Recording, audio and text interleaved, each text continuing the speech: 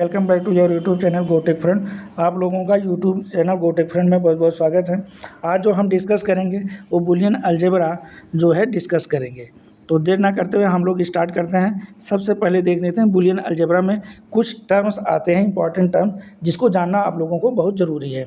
जैसे आप लोगों के सामने फर्स्ट टर्म लिखा हुआ है, क्या? बुलियन वेरिएबल लिखा हुआ है, राइट? क्या लिखा है? Boolean variable. ये क्या होता है? Variable used in Boolean algebra that store the logical value of 0 and 1 और कॉल्ड बुलियन वेरिएबल। मतलब बुलियन अलजेब्रा में जो 0 1 होता है उसी को हम बुलियन वेरिएबल कहते हैं। They are used store either true और फॉल्स वैल्यू। तो 0 मतलब फॉल्स वैल्यू होता है, 1 मतलब ट्रू वैल्यू होता है। इसे हम बुलियन वेरिएबल्स कहते हैं, राइट? अब हम लोग देखते हैं नेक्स्ट डिफिनेशन क्या लिखा है। बुलियन फंक्शन क्या होता है, right? A function of Boolean algebra that is formed by the use of Boolean variable and Boolean operator is called Boolean function। मतलब क्या क्या चीज़ें बोली गई हैं कि function of Boolean algebra that is formed। अब मतलब बुलियन फंक्शन किसे बोला जाएगा, किसके द्वारा फॉर्म होगा? बुलियन वेरिएबल के द्वारा फॉर्म होगा और साथ साथ बुलियन ऑपरेटर के द्वारा फॉर्म होगा। इन दोनों को मिलाने के बाद जो फंक्शन बनेगा that is called Boolean function. मतलब Boolean variable and Boolean operator दोनों को मिला करके जो हमारा अलजेब्रा बनता है that is called Boolean algebra, means Boolean function कहलाएगा। वो फंक्शन भी हमारा क्या कहलाएगा? बुलियन फंक्शन कहलाएगा, right? It is formed by combining Boolean variable and logical expression such that and और and not. It is use to model logical relationship, conditions and operations. मतलब ये एंड और नॉट, ये लॉजिकल एक्सप्रेशन इसके through जो है combine करके बनाया जाएगा। जैसे एंड गेट का एक्सप्रेशन क्या होगा? यक्स और वाई, यक्स इंटू वाई। तो ये हमारा एंड गेट बन जाएगा। यक्स प्लस वाई अगर लिखते हैं तो ये हमारा कौन सा गेट बन जाएगा? और गेट बन जाएगा, राइट? तो इसे हम बोलेंगे बुलियन फंक्शन। समझ में आया? चूँकि एक्स और वाई ये हमारे बुलियन वेरिएबल कहलाएंगे और जो इसमें प्लस ऑपरेटर लग रहा है, यहाँ डॉट जो है लग रहा है, ये हमारे क्या है? बुलियन ऑपरेटर हैं। तो बुलियन ऑपरेटर और प्लस बुलियन वेरिएबल दोनों को मिला करके जो फंक्शन तैयार करते हैं that is called Boolean function. Simple समझिए, राइट? मैं इसको फिर से हटा देता हूँ और फिर से बताता हूँ आपको। सिंपल, बस आपको ये याद रखना, वो फंक्शन जो Boolean variables and Boolean operator को मिलाकर बनाया जाता है उसे बुलियन फंक्शन कहते हैं। अब बुलियन ऑपरेटर कौन सा होगा? जैसे एंड ऑपरेटर है क्या? तो ये डॉट, इसको हम बोलते हैं एंड ऑपरेटर, प्लस इसको बोलते हैं और ऑपरेटर। नॉट का मतलब होता है कॉम्प्लीमेंट, इसी तरह से हम कर देते हैं तो ये नॉट ऑपरेटर कहलाएगा, राइट? तो कहने का मतलब है कि इन ऑपरेटर और प्लस वेरिएबल, वेरिएबल मतलब जो फॉल्स वैल्यू होगा वो 0 होगा और जो ट्रू वैल्यू होगा वो 1 होगा। इसको हम एक्स वाई या ए बी इस तरह से कुछ भी टर्म में हम लिख सकते हैं, राइट? इन सब के कॉम्बिनेशन से जब बनेगा तो उसे हम बोलेंगे Boolean function, right? Next definition देखते हैं। लिखा है लिटरल्स। लिटरल्स क्या है, राइट? तो लिटरल्स देखते हैं। अ वेरिएबल्स और the complement of the variable in Boolean algebra. मतलब जो भी वेरिएबल्स हमने अभी पढ़ा बुलियन वेरिएबल, वो हो या उनका कॉम्प्लीमेंट हो। जैसे यक्स हो, यक्स हमारे क्या वेरिएबल हो गया, या यक्स बार हो। दोनों बातें एक ही, मतलब अलग अलग हो गई, लेकिन है क्या? या तो कॉम्प्लीमेंट हो या तो नॉर्मल फॉर्म हो। किसका? बुलियन वेरिएबल का in Boolean algebra is called literals, ठीक है? अगर यक्स और यक्स बार ये हमारे क्या कहलाएंगे? लिटरल्स कहलाएंगे। ए हो या ए बार हो ये हमारे क्या कहलाएंगे? लिटरल्स कहलाएंगे, ठीक है? तो इसी को बोला गया है लिटरल्स। तो literals are the basic building block of the Boolean expression and functions. तो बुलियन एक्सप्रेशन या फंक्शन जो भी लिखना है उसमें लिटरल क्या है? बेसिक बिल्डिंग ब्लॉक होता है, मतलब बहुत ही बेसिक यूनिट होता है, राइट? ये रिप्रेजेंट करता है operands in the logical operations, right? तो लिटरल्स हमको समझ में आ गया कि जो बुलियन अलजेब्रा है उसमें जो वेरिएबल या तो नॉर्मल फॉर्म में हो या कॉम्प्लीमेंट फॉर्म में हो उन्हीं को हम क्या कहते हैं? लिटरल्स कहते हैं, ठीक है? नेक्स्ट डिफिनेशन देखते हैं। कॉम्प्लीमेंट की डिफिनेशन पढ़ लेते हैं एक बार, ठीक है?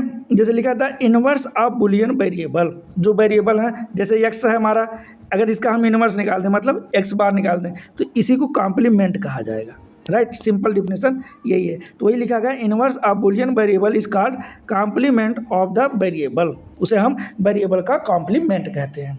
Complement of 0 is 1 and 1 is 0, सही बात है। 0 है, अगर इसका कॉम्प्लीमेंट करेंगे क्या आएगा, 1 आएगा। 1 है, इसका कॉम्प्लीमेंट करेंगे तो क्या आएगा, 0 आएगा, राइट।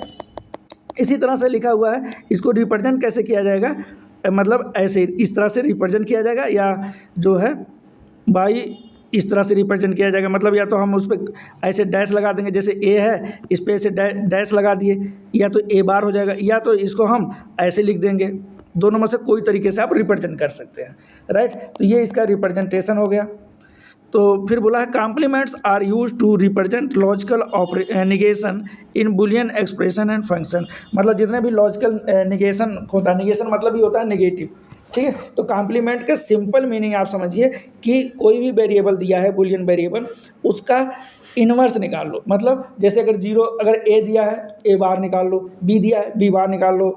इसी तरह से अगर 0 दिया है तो 1 कर दो, 1 है तो 0 कर दो। यही इसका क्या कहलाएगा, कॉम्प्लीमेंट कहलाएगा। अब हम लोग देखते हैं ट्रूथ टेबल के डेफिनेशन।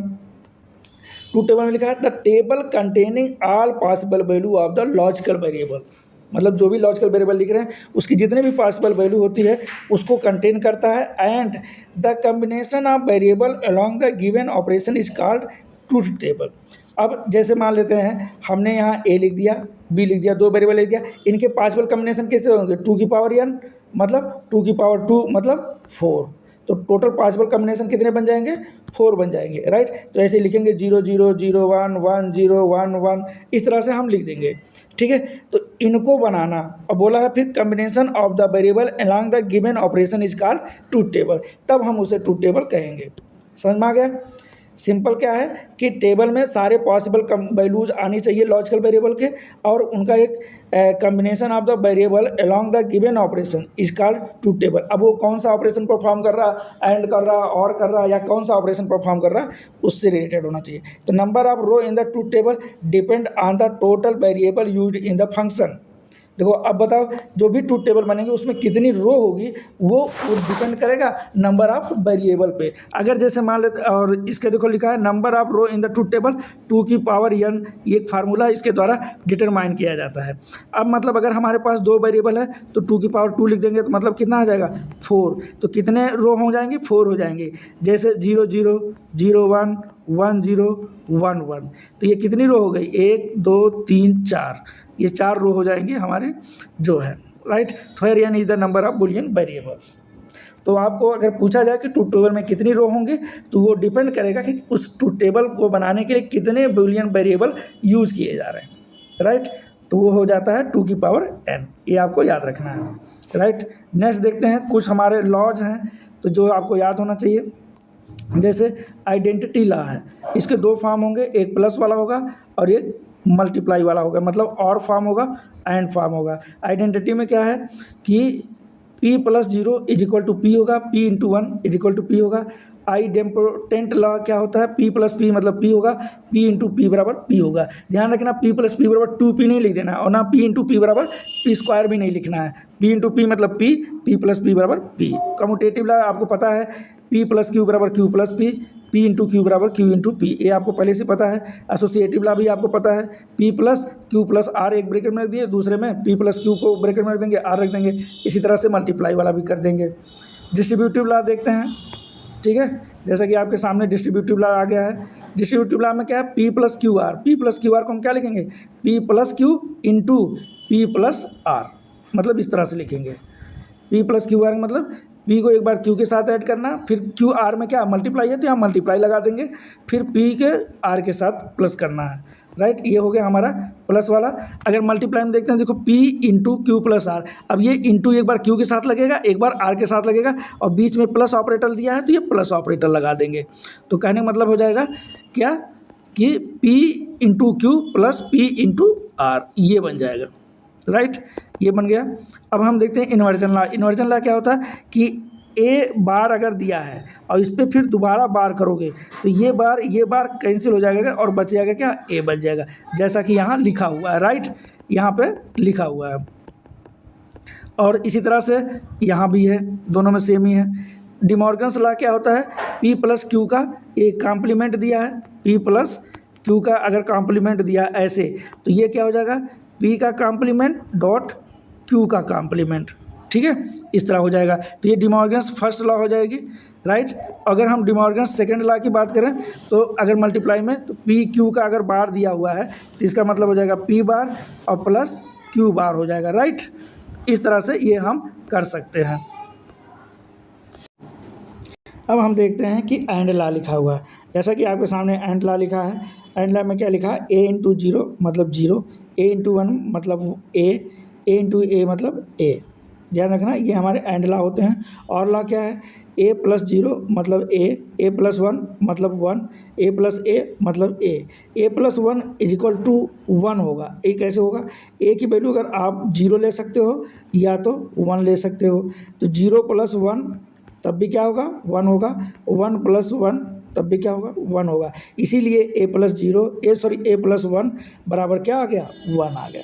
ए प्लस ए बराबर ए मतलब ए की वैल्यू अगर आप जीरो या वन कोई भी लेंगे तो जीरो प्लस जीरो बराबर जीरो और वन प्लस वन बराबर वन। चूँकि ए प्लस ए बोला गया है तो मतलब ए की वैल्यू दोनों सेम होंगी। जीरो जीरो लोगे तब भी जीरो आएगा, वन वन लोगे तब भी वन आएगा। मतलब तुमने जीरो लिया तो जीरो मिला, वन लिया तो वन मिला, इसलिए ए प्लस ए बराबर ए हो जाता है, राइट। आइट इम्पोर्टेंट लॉ तो आपने सीखा ही, ए प्लस ए बराबर ए इंटू ए बराबर ए। कॉम्प्लीमेंट आपने पढ़ा नहीं पढ़ा होगा, ए प्लस ए बार हमेशा वन होता है। ये मैं आपको प्रूव करके दिखा देता हूँ। A plus A bar is equal to one कैसे होता है, A plus A bar is equal to one होता है। ये हमारा कॉम्प्लीमेंट लॉ है। कैसे, ए की वैल्यू या तो आप जीरो लेंगे या तो वन लेंगे। अगर मान लेते हैं ए की वैल्यू आपने क्या लिया, जीरो लिया, तो जीरो लिया तो यहाँ हो गया जीरो प्लस जीरो का बार, जीरो प्लस जीरो का बार लेंगे तो क्या हो जाएगा, ये जीरो है और जीरो का बार क्या है, वन है, तो जीरो प्लस वन मतलब वन। आया कि नहीं आया, बिल्कुल आया, राइट। अब हम लोग ये देखते हैं, अब ए की वैल्यू अगर मान लेते हैं आपने वन ले लिया, सपोज करो तो वन ले लिया, तो वन प्लस वन का बार कितना हो जाएगा, वन प्लस जीरो, राइट। तो वन प्लस जीरो मतलब वन, तब भी आ गया वन, राइट, तब भी आ जाएगा वन। तो इसलिए ए प्लस ए बार क्या होता है, वन होता है। इसे हम बोलते हैं कॉम्प्लीमेंट लॉ। ये आपको याद होना चाहिए क्योंकि ये बूलियन अलजेब्रा में बहुत ज़्यादा यूज होता है। नेक्स्ट देखते हैं, नेक्स्ट लिखा हुआ है double negation law. Double negation law में क्या है कि मतलब ए का अगर कॉम्प्लीमेंट है और उसका दोबारा कॉम्प्लीमेंट आपने कर दिया तो क्या हो जाएगा वो, एक मिनट। तो ये डबल निगेशन लॉ में यही है कि ए के कॉम्प्लीमेंट है और उसका दोबारा आपने कॉम्प्लीमेंट किया तो क्या आ जाएगा, ए आ जाएगा, राइट। एब्जॉर्प्शन लॉ क्या है, x a dot x plus y, यहाँ से ये एक्स आ जाता है। कैसे आता है मैं बता देता हूँ, इसको करके आपको दिखा देता हूँ। ये हो जाएगा x into x plus x into y, ये बन जाता है, राइट। तो एक्स इंटू एक्स मतलब एक्स बच गया, एक्स इंटू वाई ये हो जाएगा वाई। अब यहाँ से एक्स कामन ले लेंगे तो क्या हो जाएगा, एक्स कामन लेंगे तो ये बन जाएगा वन प्लस वाई क्या बन जाएगा, वन होता है। तो एक्स इंटू वन बराबर क्या आ जाएगा, एक्स आ जाएगा। तो वही बोला गया x dot x plus y बराबर एक्स होगा, राइट। अब हम लोग देखते हैं नेक्स्ट आप लोगों के सामने लिखा है एक्स डॉट एक्स वाई बराबर एक्स, ये प्रूव करना है। इसको प्रूव अगर करना है तो क्या करेंगे, एक्स कामन ले लीजिए तो ये क्या हो जाएगा, one plus y becomes to one, ये वन होता है। तो वन एक्स इंटू वन मतलब एक्स, ये तो ऑटोमेटिक आ गया, ठीक। कंसेंसस थ्योरम क्या है, A B plus A bar C plus B C is equal to A B plus A bar C होता है। इसको भी अगर आप प्रूव करना चाहें तो प्रूव कर सकते हैं, ऐसी कोई दिक्कत नहीं है, राइट। तो इसको हम बाद में प्रूव करके दिखाएंगे एग्जाम्पल के थ्रू, जब क्वेश्चन कराएंगे उसमें आपको ये प्रूव कर देंगे। A B plus A bar C plus B C is equal to A B plus A bar C होता है। ये यहाँ बी सी क्या हो जाता है, रिमूव हो जाता है। इसको रिमूव करने का तरीका क्या है, बी सी को लिखना है और क्या लिखना है, ए प्लस ए बार कर देना, ठीक है। बाकी सब कुछ ऐसे लिख के इसको एक्सपेंड करेंगे फिर सॉल्व करेंगे तो ए बी प्लस ए बार सी आ जाएगा। तो इसको हम क्वेश्चन जब सॉल्व करेंगे तब देखेंगे। अब इसके एडवांटेज देख लेते हैं, क्या क्या एडवांटेज दिया है। फर्स्ट इसकी एडवांटेज लिखा है simplify the design and analysis of the digital circuit. फिर लिखा है reduces the complexity of logical operation and function. जो लॉजिकल एक्सप्रेशन एंड फंक्शन दिया है उसकी कॉम्प्लेक्सिटी को रिड्यूस करता है कौन, बुलियन अलजेब्रा। साथ ही साथ डिजिटल लॉजिक डिजाइन का ये एफिशिएंसी को क्या करता है, इन्हांस करता है। ये इसके कुछ एडवांटेज हैं, आपको इसे याद करना है। और डिसएडवांटेज क्या है कि ये लिमिटेड टू बाइनरी वैल्यू, क्योंकि ये सिर्फ बाइनरी नंबर सिस्टम के लिए ही एप्लीकेबल है, बाकी रियल वर्ल्ड के लिए एप्लीकेबल नहीं है, ये इसकी ड्रॉबैक है। और लॉजिकल ऑपरेटर एंड रूल को समझना एक थोड़ा सा स्ट्रॉन्ग कंसेप्ट की ज़रूरत पड़ती है, अदरवाइज आप गलती कर सकते हैं। तो कुल मेन जो डिसएडवांटेज यही है। एप्लीकेशन तो आपको पता है कि डिजिटल इलेक्ट्रॉनिक सर्किट डिज़ाइन में इसका यूज किया जाता है, कंप्यूटर प्रोग्रामिंग एंड एल्गोरिथम में यूज़ किया जाता है। साथ ही साथ इसको जो है हम किस में यूज़ कर सकते हैं, इसको यूज कर सकते हैं telecommunication for logical signal processing and set theory तथा मैथमेटिकल लॉजिक में भी इसका यूज करते हैं। तो अगर आप लोगों को वीडियो अच्छा लगा तो इसे लाइक कर सकते हैं, शेयर कर सकते हैं। चैनल को अगर अभी तक सब्सक्राइब नहीं किया तो आप चैनल को सब्सक्राइब कर सकते हैं। Thank you for watching this video.